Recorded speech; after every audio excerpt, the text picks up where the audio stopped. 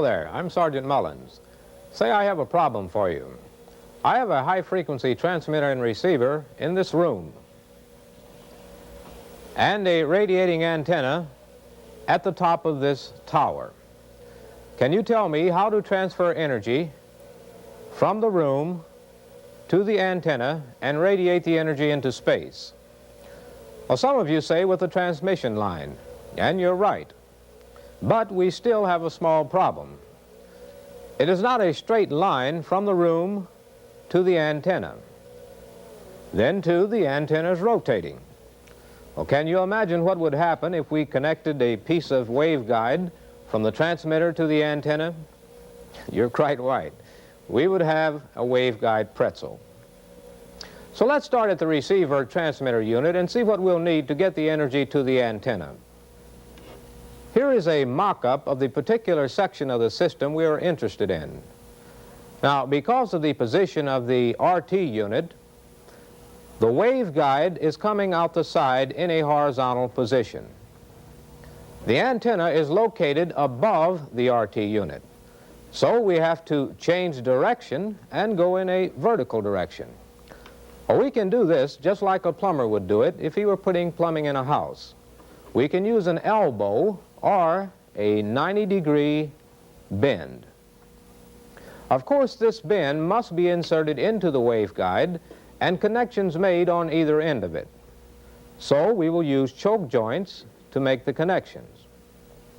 Now we come to this area of the system where the stationary waveguide must be connected to a rotating section on the antenna platform. This connection is made with a rotating joint which is enclosed in this housing. Just before we get to the end of our system, we have to change the polarization of the energy to properly feed the antenna. So we put a 90-degree twist in the waveguide.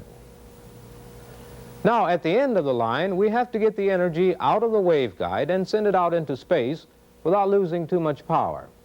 And to do this, we use a feed horn.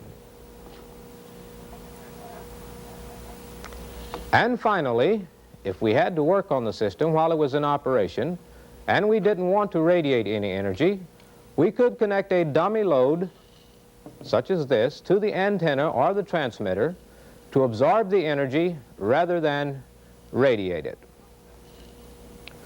Now, upon graduation from this school, you will not be expected to be able to design a system such as this, but you may be required to work on one similar to it. So it's important that you at least be familiar with the physical construction and the electrical operation of the different components of the system.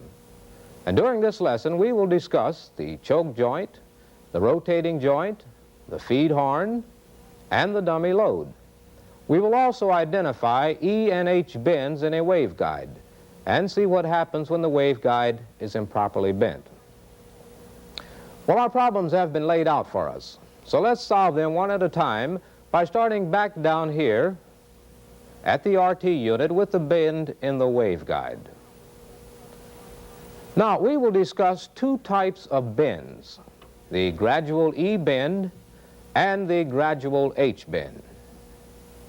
Here's a picture of the E bend. Well, can you imagine why it is called an E bend? Well, as you know, lines of force in the E field within a waveguide travel from B wall to B wall. So when the B wall is bent in this manner, the E field will receive maximum distortion. Now, since the E field is distorted more than the H field, we call this bend the gradual 90-degree E bend. You will notice here is a picture of the E field lines of force within this section of the E bend. For explanation purposes, we are not showing the complete number of lines of force within the section. Actually, there will be many more lines of force within both the bended section and these sections. Now, using this diagram, let's consider how the E field is affected when the B wall is bent. You will notice that here and here, the E lines of force are normal. But right here, where they round the corner, they are stretched farther apart or distorted. Now, we mentioned that this was a gradual bend. By gradual, we mean the electrical distance from the beginning of the bend to the end of the bend must be at least 2 complete wavelengths. This minimizes any reflections and losses. Remember that any time a waveguide is bent, the radius of the bend must be at least 2 complete wavelengths. Now here is a section of waveguide with the B-wall bent. You'll notice that the B-wall is the wide wall.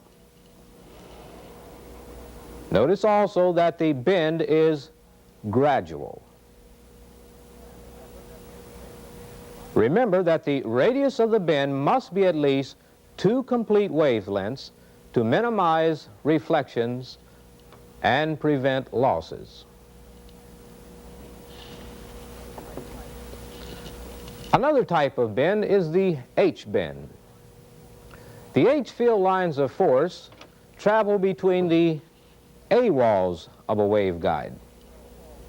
So when the A-wall is bent, the H-field will receive maximum distortion. And for this reason, we call this bend the gradual 90-degree H-bend. Now here's a picture of the H-field lines of force within this section of the H-bend. Again, for purposes of explanation, we're not showing the complete number of H-field lines of force. Let's consider what happens to the H-field lines of force when the A-wall is bent. Again, here and here, the field is normal. But right here at the bend, you'll notice that the H-field lines of force are stretched out or distorted. Again, the radius of the bend must be greater than 2 complete full wavelengths to minimize losses due to reflections. However, the bends must be made gradually. If they are too sharp, they will cause reflections and losses. A bend may be greater or less than 90 degrees, depending upon the requirements of the individual system. Also, if any dents in the walls of the waveguide, these will also cause reflections and losses. So when you get out into the field and start to handle a waveguide, be careful with it and try not to dent or bend it in any way. Here is a section of waveguide with the A-wall bent. You'll notice that the A-wall is this narrow wall. Again, the bend must be made gradual.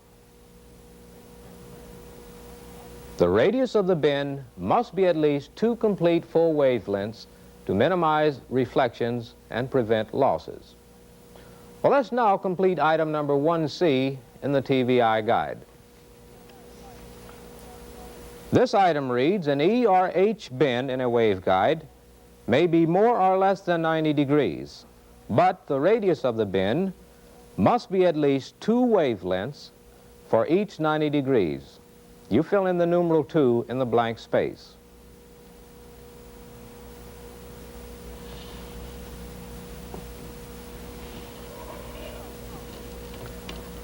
Now, this bend which we have inserted into the system must be connected both physically and electrically to the rest of the system. And we said we use a choke joint to make the connections. This choke joint gets its name from a component you are already familiar with, the RF choke. You'll recall that the RF choke is used in electronic circuits to choke off the RF energy and keep it in the part of the circuit where it belongs. The choke joint accomplishes the same thing for the waveguide. It prevents the energy from escaping from the waveguide where the physical connections are made. Now, since every system is different in its physical and electrical requirements, there are several different sections and components which go into the making of an entire system. The choke joint is used to connect these sections. Also, if a piece of section, or rather if a particular section of the waveguide got damaged and had to be removed, we would simply disconnect the section at the choke joints and replace it rather than having to replace the entire system. Let's see how the choke joint connects two sections of waveguide physically and electrically. You'll notice here we're showing a cross-section of the choke joint. In this representation, the gaps between the two sections has been overemphasized for explanation. Actually, the two sections are screwed together to hold them securely. Sometimes a thin gasket material is inserted between them to prevent the seepage of air so that the line can be pressurized. The energy will travel through the gasket material, enabling us to establish standing waves in the slots. Even with the sections pressed this tightly together, there's still enough gap between the two sections to allow the energy to escape. So we must close the gap electrically to prevent losses. And here's how it's done. You'll notice that one side of the choke joint is just a flat flange, this side here. And the other side is slotted. It is these slots that are important. Notice that the parallel slot here is 1/4 wavelength deep with respect to the main waveguide. And the perpendicular slot here is 1/4 wavelength long with respect to the center wall of the main waveguide. Now remember that we need an electrical short at the points where the walls of the two sections connect. You will notice that the parallel slot is shorted at this end. Now, what will this short reflect 1/4 wavelength away? An open. It will reflect an open at the top of the perpendicular slot. And what will this open in turn reflect? 1/4 wavelength away, or here, at the wall of the waveguide. A short. So here where the two sections meet, we have a point of low impedance. And the one waveguide wall is effectively shorted to the wall of the other section, electrically, even though the walls may or may not touch physically. The physical construction looks like this. You'll notice that here is the flat flange on this section. And here is the slotted section. This has been cut away to show the slot. Here is the parallel slot, which is 1/4 wavelength deep. Here is the perpendicular slot, which is 1/4 wavelength from the wall of the waveguide. Now here we have a cutaway of an actual choke joint.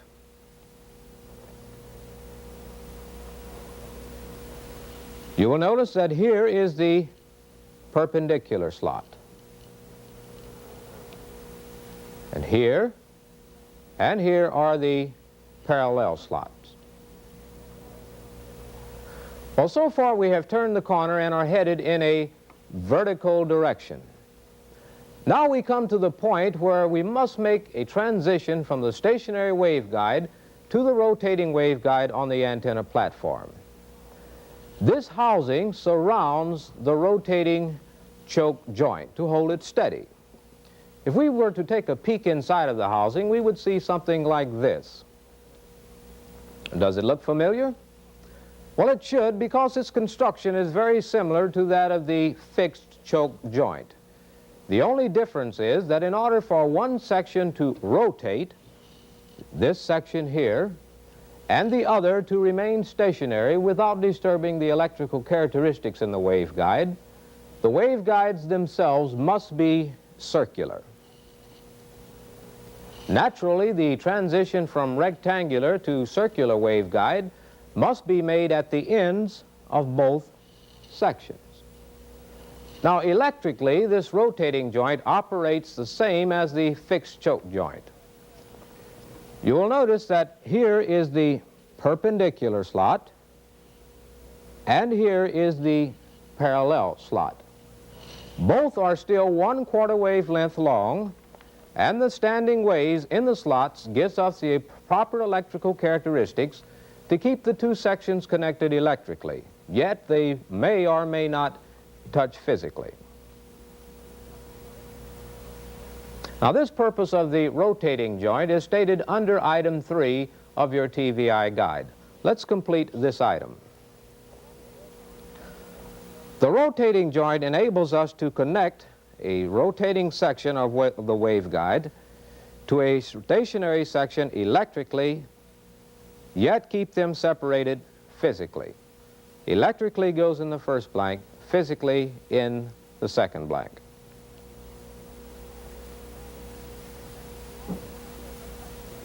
You will also note that the electrical characteristics of the rotating joint are identical to those of the fixed choke joint.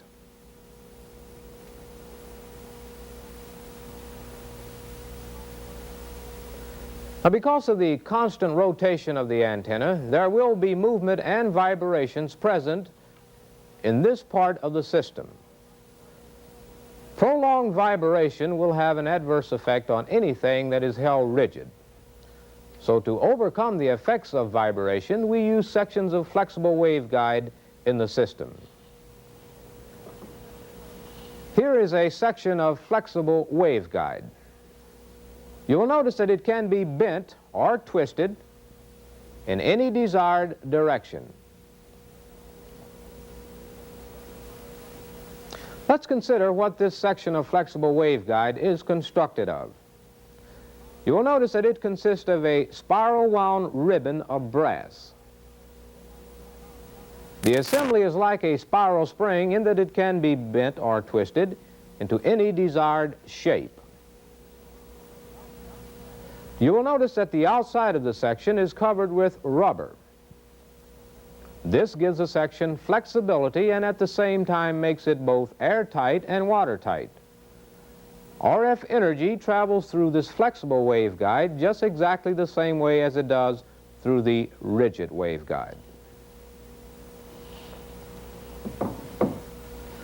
Well, at this point in our system, we come to a few more bends to physically situate the waveguide properly with respect to the antenna reflector.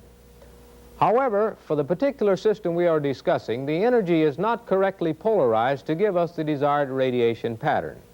We can change the polarization of the waveguide by putting a 90-degree twist in it. Here is a picture of the 90-degree twist.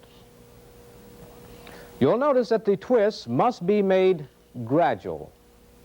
This is to minimize reflections and losses. The electrical length from the beginning, or rather from the start to the finish of the twist, must be at least 2 complete wavelengths. Now here's a section with, or rather a section of waveguide with a 90-degree twist. Notice that the twist is made gradual. Remember that the electrical distance from the start to the finish of the twist must be at least 2 complete full wavelengths.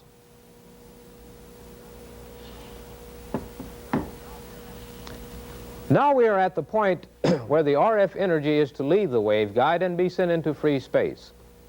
I'm sure you must realize that the characteristic impedance of the waveguide is low as compared to the impedance of space, which is several hundred ohms. In order to get the maximum transfer of power from the waveguide to space, we must match the impedance, and our impedance matching device is called a FEEDHORN. A FEEDHORN is actually a tapered section of waveguide, and it matches the characteristic impedance of the waveguide to the impedance of free space by making the impedance change gradual rather than abrupt. For instance, here's how the E-lines are affected. As the E-lines travel down the FEEDHORN, they get longer and longer as the impedance increases. Now, by making the impedance change gradual, we have minimized reflections and losses. Of course, the angle of taper of the FEEDHORN will depend upon the frequency of operation of the system and upon the antenna's physical requirements. Now here is an actual FEEDHORN. You'll notice it's nothing more than a tapered section of waveguide. On this end is where the choke joint connects to the waveguide. And again, this is, this is the tapered section that gradually changes the impedance from that of the waveguide to that of free space. Now, for our final objective, let's go way back down to the RT unit. Let's assume that for some reason we wanted to work on the RT unit under normal operating conditions. But for one reason or another, we did not want the antenna to radiate any energy. How can we operate the set without sending out any energy? Well, we could put some device in place of the waveguide that will absorb rather than dissipate, or rather than send the energy to the antenna. The device we use to do this is called the dummy load.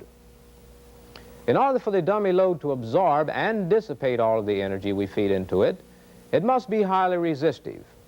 And they are commonly constructed by making the walls of the waveguide from a power-absorbing material such as powdered graphite and a cement binder as a power-absorbing material. This section of the dummy load is inserted right into the waveguide to match the impedance of the waveguide to that of the dummy load. Now, because the dummy load is so highly resistive, all of the energy entering it will be dissipated in the form of heat. These wafer sections you see here are the cooling fins to give us more cooling surface area. Even with all these cooling fins, the dummy load can still become very warm when the set is operating. The actual dummy load looks like this. Here is the part that's used to match the impedance of the waveguide to that of the dummy load. And here are the cooling fins.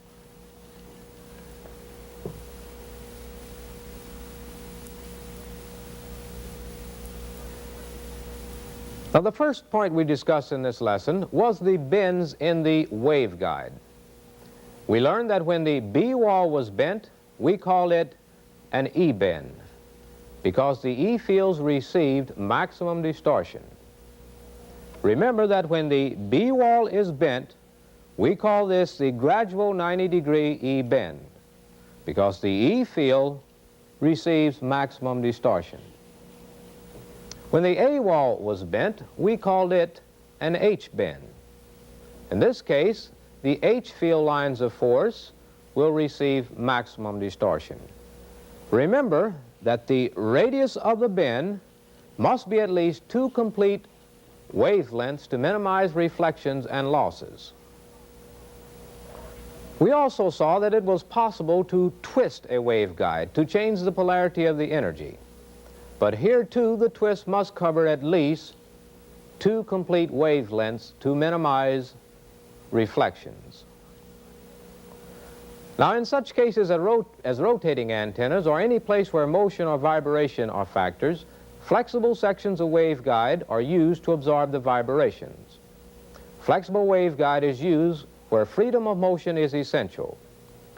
Now, all of the sections of the waveguide must be connected together to make a complete system, and we cannot afford to lose any energy at these connections. So we use a choke joint to make the connections. The choke joint, through the use of standing waves in the slots,